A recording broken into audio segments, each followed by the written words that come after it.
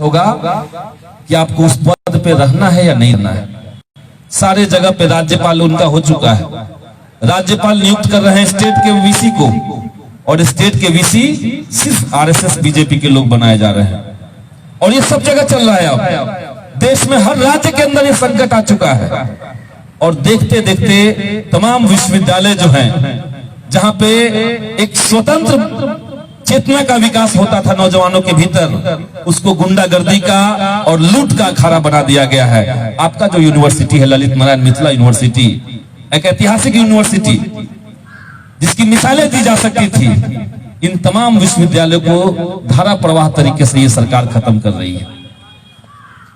लेकिन निश्चित तौर से ये अफसोस करने का सिर्फ समय नहीं है।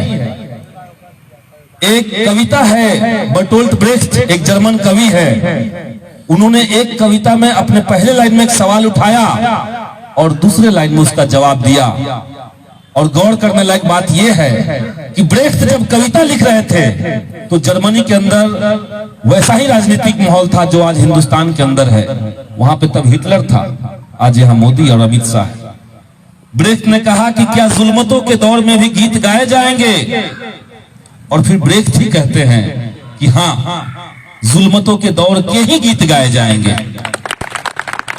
आज हम देख रहे हैं कि इस देश के अंदर, वो चाहे आपका शिक्षा हो, रोजगार हो, स्वास्थ्य सुविधाएं हो, चाहे तमाम लोकतांत्रिक अधिकार हो, न्याय की पूरी अवधारणा हो, संविधान हो, इन सब के ऊपर लगातार हमला सरकार कर रही है। लेकिन हर हमले के खिलाफ ऐतिहासिक आंदोलन इस देश के अंदर खड़ा हो चुका है।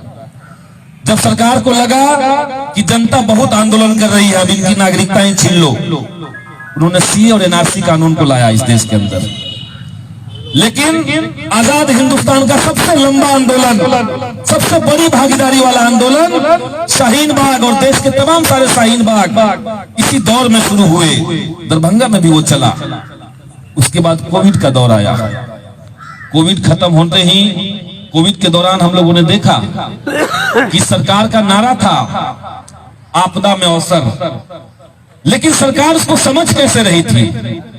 सरकार समझ रही थी कि जनता के ऊपर जब आपदा आए तो उस आपदा का इस्तेमाल कॉर्पोरेट के मुनाफे में कर देना है, कॉर्पोरेट के लिए अवसर में कर देना है।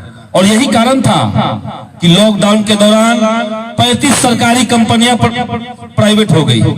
35 कंपनियां लॉकडाउन के दौरान, जब तमाम सारे छात्र अपने अपने घरों में बंद थे, स्कूल कॉलेज बंद था, कोचिंग संस्थान बंद थे, छात्रों का लॉज खाली था, उस बीच में नई शिक्षा नीति ला दी गई।